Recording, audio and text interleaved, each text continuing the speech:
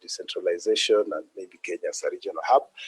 And my brief training today will mainly focus on number 3, highlighted aspects of demographics, by asking how do we then leverage demographics trends to be able to make a real estate investment. So my second part will be mainly the numbers, and I look at how our numbers can then create an opportunity to invest. Important to note that real estate is a product like any other, and it is keen to see then what, apart from putting other aspects or any other drivers constant, then what really drives investment in terms of just focusing on numbers. So I looked at our numbers, looking from national all the way to what really matters in terms of economics. National population, according to the census of 2019, we are about 47.5.6 million, somewhere there. It's about 12.2 million, with an average household number of about 3.9. Population below 35, about 35.7 million, reflecting 75% of our population. Rural areas carries about 70%, with a number of 32 million out of our total population, with an urban population of about 14.83 million. That's representing about 31%.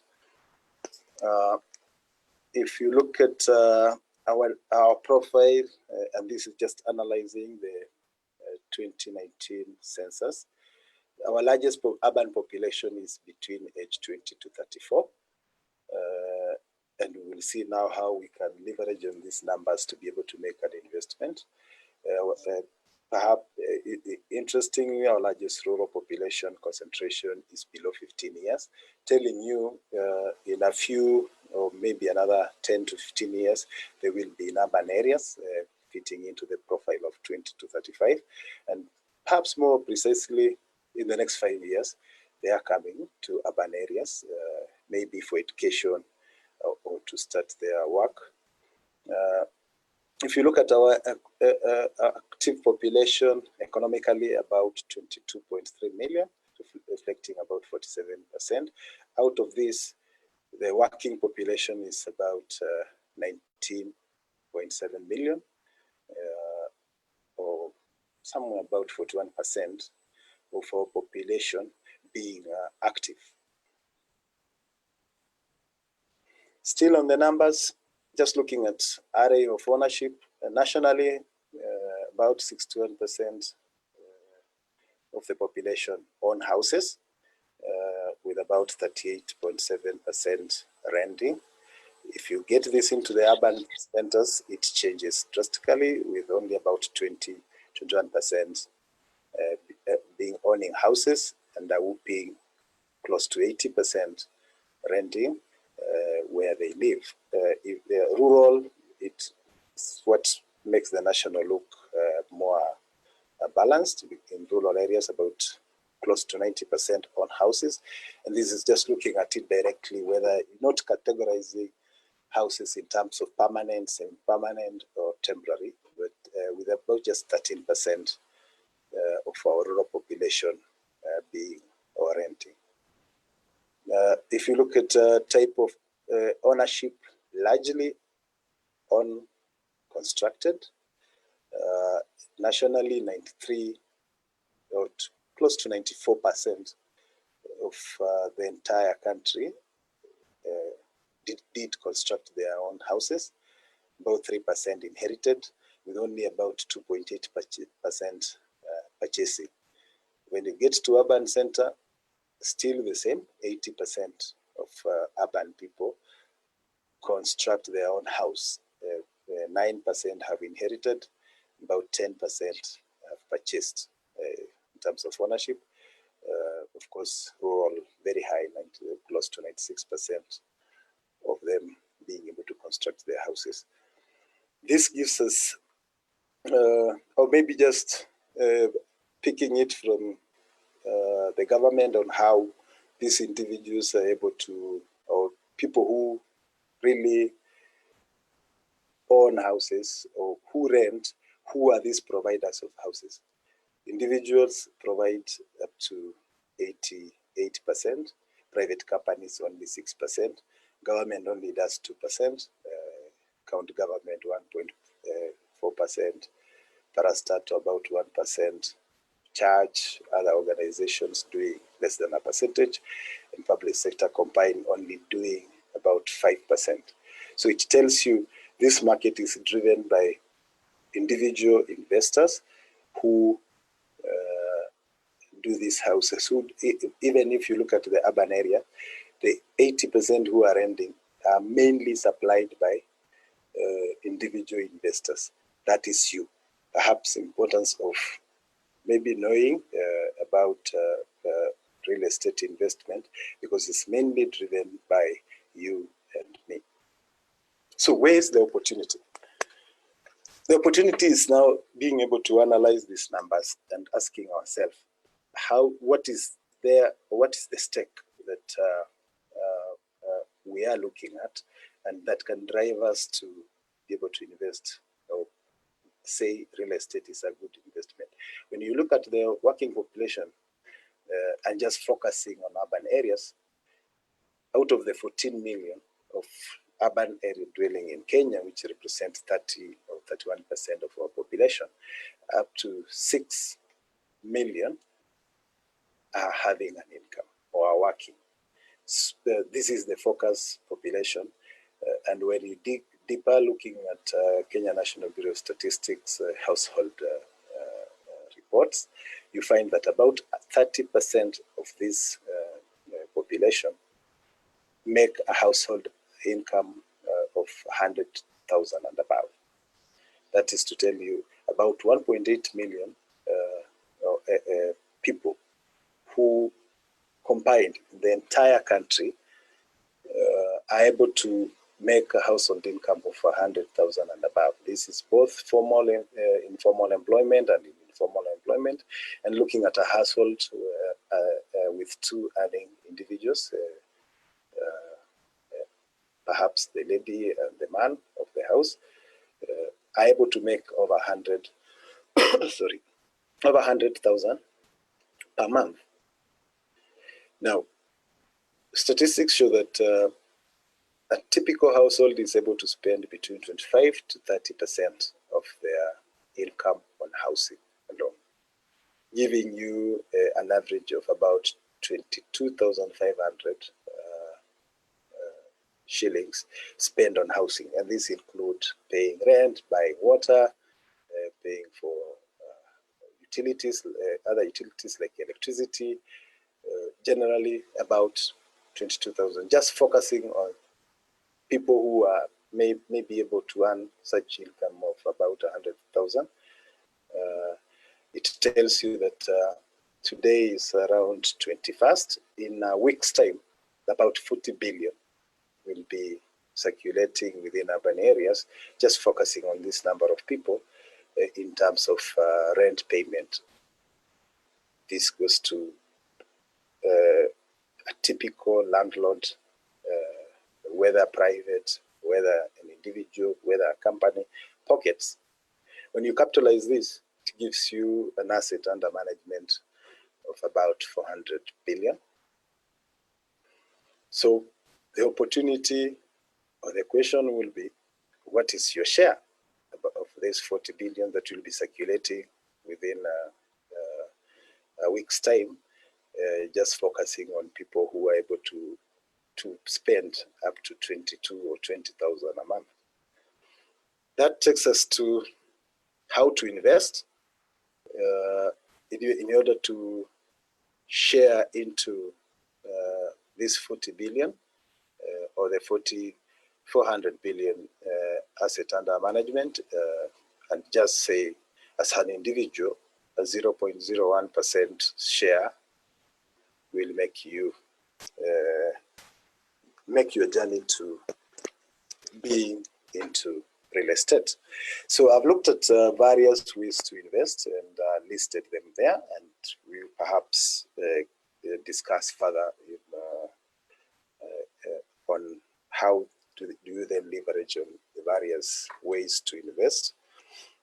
Conventional mortgage, popular for most individuals. The country only has about less than 30,000 mortgages, mainly attributed to high cost of money, issues to do with the entire informal sector is not considered when evaluating for mortgages, mainly because of their poor credit information or lack of credit information around the informal. Yet you realize 80% of our workforce is actually informal. There's also perhaps low capital exposure to the would-be lenders without a secondary mortgage market. So it has its cons and pros, but mainly if you able to participate in such a market, then it's an avenue to accessing real estate investment. There's off-plan buying. Off-plan buying is where you have steady income and you can take some time, 2 to 3 years, when the construction starts, and you're able to start putting in money in bits as you drive towards ownership. Various developers or would be estate investors will give you a plan, top level, to tell you this is where you invest, or how this is the amount, or this is the capacity you can invest towards getting your house. Mainly they try and require an initial deposit, and then you're able to do the rest. This rent to own plans that are coming in, especially around the affordable housing, where your rent payment goes towards your ownership of your house, and it's another way of perhaps getting into real estate. This savings or SACCO and such or personal savings. Just looking at SACCO, about over 800 billion in terms of savings in the country are attributed to SACCOs. So important to perhaps participate in one or two, or in a SACCO or an established SACCO. Out of actually the SACCO savings in the country represent about 30% of the total national savings, telling you a bit of traction, and that's why they're able to participate in real estate development by empower their members. They have a national asset under management of over $1 trillion, with over 800 million in loans. So one way to get into real estate investment would be through SACCO, belonging to a SACCO and participating in their products, or being able to access credit. There's the real estate investment trusts, mainly driven by the law. We have two types. We have the IREIT investment REIT, which participate in yielding properties or rent producing properties. They could be privately placed or listed. Like in Kenya, for instance, we have the IREIT, which is IREIT, Fahari IREIT, which is done by Stanley and is listed. Performance has been low, but the best time to get into most of this investment is when the price is low.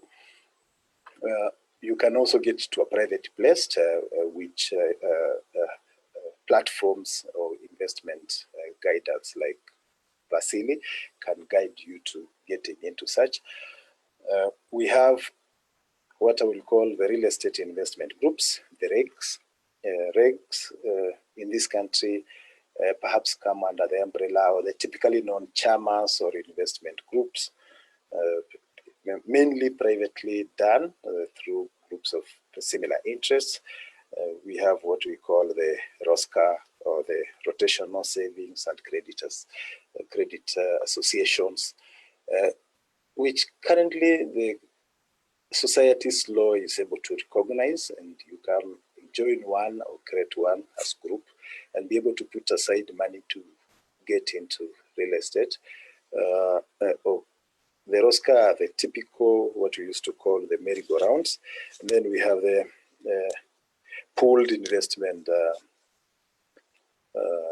associations, or pooled share holding investments, which you put together money depending on how much you own a share into the entire group, which can enable you also get into real estate investment.